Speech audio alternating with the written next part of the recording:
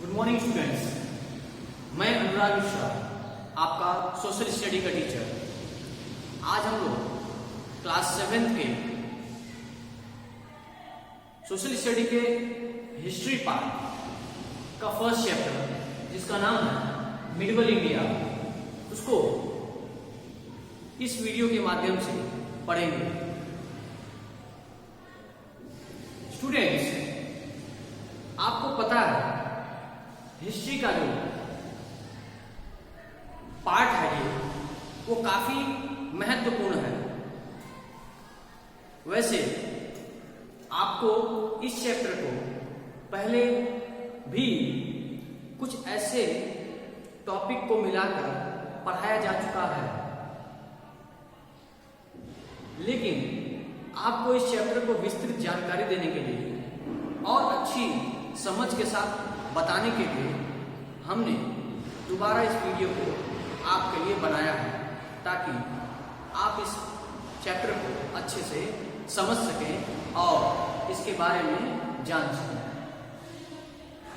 वैसे हिस्ट्री कितना इम्पोर्टेंट है ये आप सबको पता है, क्योंकि हिस्ट्री वह सब्जेक्ट का हिस्सा है जिसके वजह से हम किसी के बारे में सही आकलन कर पाते हैं या किसी स्थिति के बारे में सही आकलन कर पाते हैं, क्योंकि हिस्ट्री हमको बताती है कि पहले उस स्थान पे उस घटनाक्रम में क्या हुआ था। यदि आप किसी व्यक्ति से भी मिलने जाते हैं तो उसकी हिस्ट्री के बारे में जरूर पता करते हैं, आप उसके बारे में सही जानकारी लेते हैं और यह जानकारी बिल्कुल अच्छी और आपके लिए लाभदायक साबित होती है। ऐसे में हिस्ट्री को 3 भागों में डिवाइड किया जाता है। हिस्ट्री को 3 भागों में डिवाइड किया जाता है। एक होता है एंशिएंट, फिर होता है मिडिवल,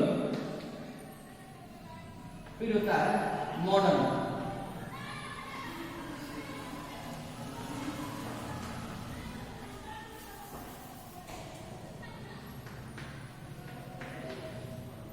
प्राचीन,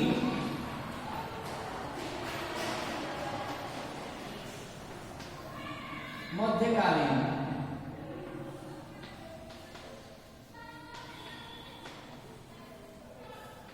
आधुनिक। हिस्ट्री के पार्ट का ये डिवीजन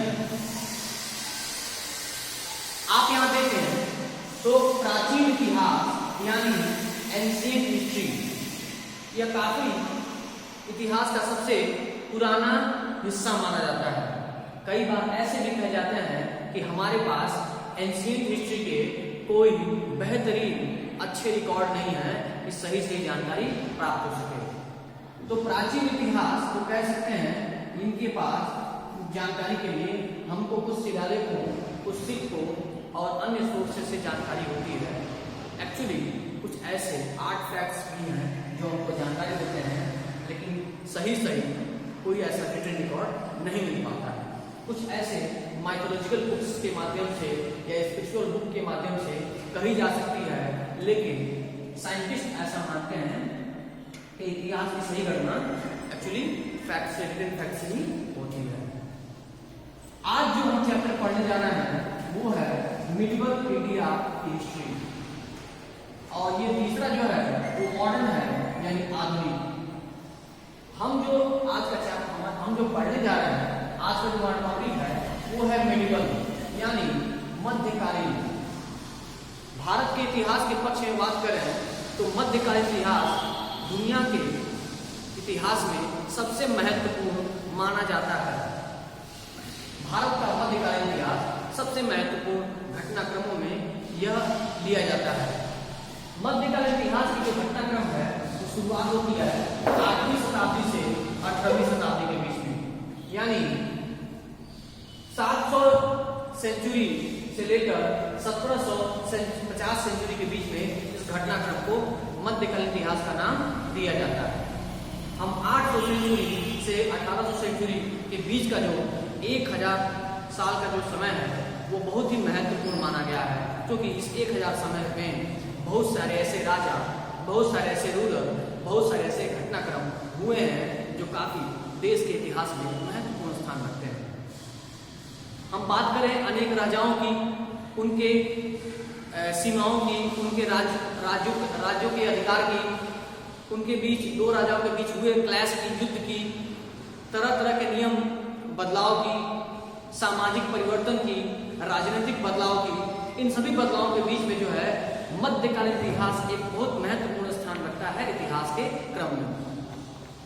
अगर इतिहास के क्रम की घटना चक्र की बात की जाए तो यह कोई कैलकुलेट की गई घटना नहीं है, यह वर्ष, यह काल कैलकुलेट की गई घटना नहीं है, अपितु यह उस परिवर्तन का दौर है जब हमारे देश के समाज में काफी अच्छा परिवर्तन हो रहा था, जब हमारे देश में काफी बड़े बदलाव हो रहे थे। यह 1000 वर्ष पूर्व का जो काल है उसमें सामाजिक परिवर्तन खूब सारे हुए, बहुत सारे ऐसे रीति रिवाज हैं जो सामाजिक रूप से उसमें परिवर्तन हुए, बहुत सारे ऐसे राजनीतिक बदलाव हुए जो इसी मध्यकालीन इतिहास में ही हुए। इसी मध्यकालीन इतिहास में ही हम पढ़ते हैं कि बहुत सारे ऐसे राजनीतिक, पॉलिटिकल, सोशल, इकोनॉमिकल चेंज इसी मध्यकालीन इतिहास में आया है। आगे हम चैप्टर को पढ़ेंगे तो उस हर एक चेंज के बारे में महत्वपूर्ण जानकारी आपको देते रहेंगे। आज जो हम पढ़ने जा रहे हैं इस मध्यकालीन इतिहास का मतलब क्या होता है, हम इसको जान लें। पहले मध्यकालीन इतिहास वह समय चक्र है, आपको मैंने यहाँ लिख के बता दिया है, वह समय चक्र है, वह काल है, वह पीरियड है जो एंशिएंट और मॉडर्न के बीच का समय होता है। एंशिएंट के बाद का समय और मॉडर्न के पहले का समय। आपको यह बात यहां समझ में आ गई होगी, ये वही काल है जो एंशिएंट के बाद और आधुनिक इतिहास के पहले आता है। यह काफी स्ट्रक्चरल चेंज माना जाता है इतिहास में, बहुत बड़ा परिवर्तन माना जाता है। इसको इतिहासकारों ने 2 पार्ट्स में डिवाइड किया है। जो पहला है वो है अर्ली मिडिवल पीरियड और दूसरा है अर्ली मिडिवल पीरियड के बारे में हम अभी आपको यहाँ पे संक्षेप में ही बताएंगे। चैप्टर जब आगे बढ़ेगा तो इसके बारे में और डिटेल्स आपको समझाएंगे।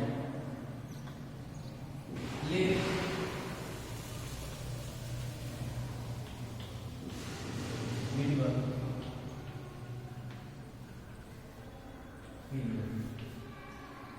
अर्ली मिडिवल पीरियड और लेट मिडिवल पीरियड, यह मिडिवल पार्ट्स के 2 पार्ट्स हैं।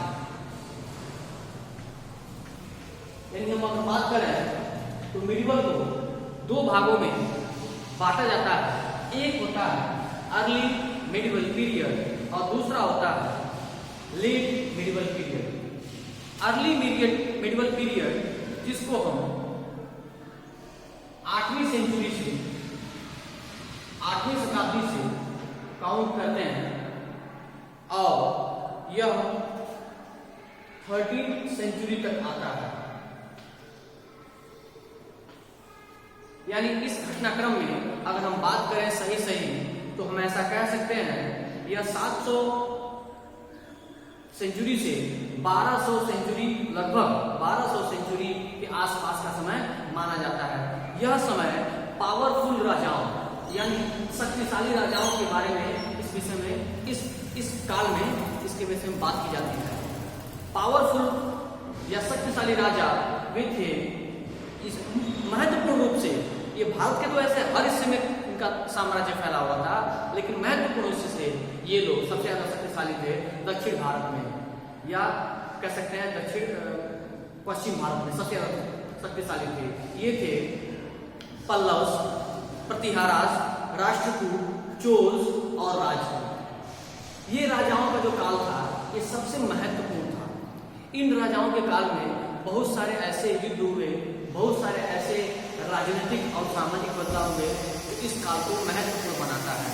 और यदि इसके बाद के समय की बात करें, यानी हम बात करें 13वीं शताब्दी से 18वीं शताब्दी की, तो यह भी काफी महत्वपूर्ण समय माना जाता है, क्योंकि इस समय में भी वे राजा हमारे देश पर, हमारे राज्य, हमारे देश के विभिन्न साम्राज्यों पर अपना कब्जा जमाए हुए थे या उनकी सीमाएं किस तरीके से दूसरे राज्यों से सटी हुई थी और उनके बीच जो आपसी प्रतिद्वंद्व था उसके परिणाम स्वरूप बहुत सारे ऐसे युद्ध हुए जो देश के इतिहास में वर्णित है और उसका एक अलग इतिहास ही कहा जाता है। ऐसे में लेटर मिडिवल पीरियड में जो राजाओं का काल आता है उसमें आते हैं तुर्क, अफगान और मुगल्स। यहाँ मैं संक्षेप में आपको बताना चाहूंगा, मुगलों का साम्राज्य इतिहास के वर्णित साम्राज्य में सबसे महत्वपूर्ण और सबसे ज्यादा रक्त रंजित माना जाता है, या कह भी सकते हैं कि प्रभावशाली माना जाता है। प्रभावशाली मैंने इसलिए शब्द जोड़ा क्योंकि यह वह काल था जब मुगलों ने अपने साम्राज्य की स्थापना बहुत छोटे से शुरुआत करके पूरे देश के साम्राज्य अपना बना के रखा। साम्राज्य जो एक ताकत का, एक प्रभुत्व का, एक संप्रभुता का एक सिंबल माना जाता था, मुगलों ने अपने देश पर पूरे तरीके से उसको सिंबलाइज किया, अपनी ताकत को, अपनी सत्ता को जमा कर रखा। शुरुआत बाबर ने की और उसके बाद से उनके वंशजों ने धीरे धीरे अनेक युद्ध लड़कर दूसरे राजाओं से अपनी ताकत को, अपने वर्चस्व का परचम लहराया। यह पीरियड, यह काल सबसे महत्वपूर्ण माना जाता है, जिसको हम इस चैप्टर के माध्यम से आगे जरूर पढ़ेंगे और आपको बताएंगे कि वो कौन कौन से युद्ध थे जो इनको झेलने पड़े, लड़ने पड़े और इनके कारण हमारे देश को क्या क्या सहना पड़ा। आप उम्मीद करता हूँ इस वीडियो से आप काफ़ी लाभ मिला होगा समझने के उद्देश्य से। आप इसको पढ़िएगा, समझिएगा और अपना पूरा ख्याल रखिएगा। Thank you so much.